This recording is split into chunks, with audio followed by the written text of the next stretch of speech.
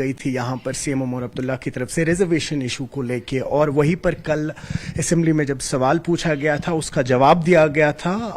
आपने देखा उसके बाद सीएम उमर अब्दुल्ला जो है उन्होंने एक्स पे एक पोस्ट भी किया है और उन्होंने कहा है कि सब कमेटी जो है इस वक्त अपना काम कर रही है और आने वाली इसमें कैसी डेवलपमेंट से मजीद बात करते हैं। हमारे साथ जम्मू कश्मीर नेशनल कॉन्फ्रेंस की स्पोक्स पर्सन इफ्रा जान जुड़ी हुए हैं। इफ्रा, बताएं कि किस तरीके का स्टैंड है इस वक्त इस रिजर्वेशन इशू को लेके। देखिए, जहां तक इस सब कमेटी की बात आती है, I would like to clarify very clearly, I would like to clarify that this subcommittee was formed before the subcommittee to look into the reservation, a rationalization of reservation, an extremely sensitive issue.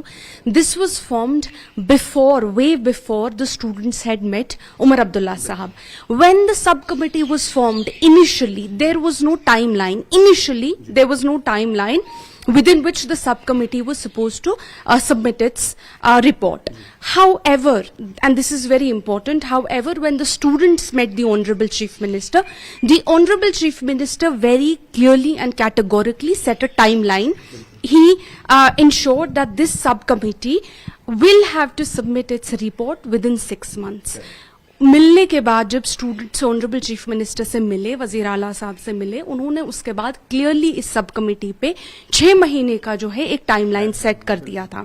जो कल सवाल आया था, जो कल सवाल उठाया गया था, रिटन सवाल, अगर आप उसमें सप्लीमेंट्री क्वेश्चंस, बहुत सैड बात, तो one thing which is very sad is कि हमारे जो मुखालिफ हैं वो सिर्फ हमारी नेशनल कॉन्फ्रेंस की और जमहूरी सरकार को किस तरह से नुकसान होगा वो उसमें ज्यादा मसरूफ है, ना कि एक्चुअली जवाब जानने में। क्योंकि जब सब यही सवाल उठाया गया सप्लीमेंट्री आंसर्स में, इसका सवाल सकीना जी ने भी बार बार क्लैरिफाई किया, उन्होंने बहुत क्लियरली कहा कि सप्लीमेंट्री आंसर्स में इसका सवाल आया, जवाब आया कि इनिशियली तो कोई टाइमलाइन नहीं था, लेकिन उसके बाद जब स्टूडेंट्स ऑनरेबल चीफ मिनिस्टर साहब से मिले उसमें एक टाइमलाइन 6 महीने का सेट कर दिया गया।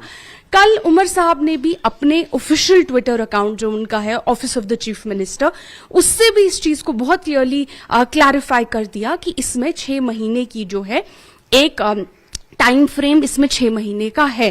तो अगर उमर साहब बार बार बोल रहे हैं एक 6 महीने का टाइम फ्रेम है, वो बार बार यकीन दिला रहे हैं, हम आपको बार बार यकीन दिला रहे हैं, मुझे समझ नहीं आ रहा क्यों कुछ रूमर मॉन्गर्स जो हैं, क्यों अफवाहबाजी जो है उसको बढ़ावा दिया जा रहा है। हम लोग वादा बंद है, नेशनल कॉन्फ्रेंस वादा बंद है कि जो सब कमेटी जो वादे हम लोगों ने अपने स्टूडेंट्स के साथ किए हैं उन स्पेशली इस टाइम फ्रेम के लिए उस वादे पे हम खरे उतरेंगे इंशाल्लाह।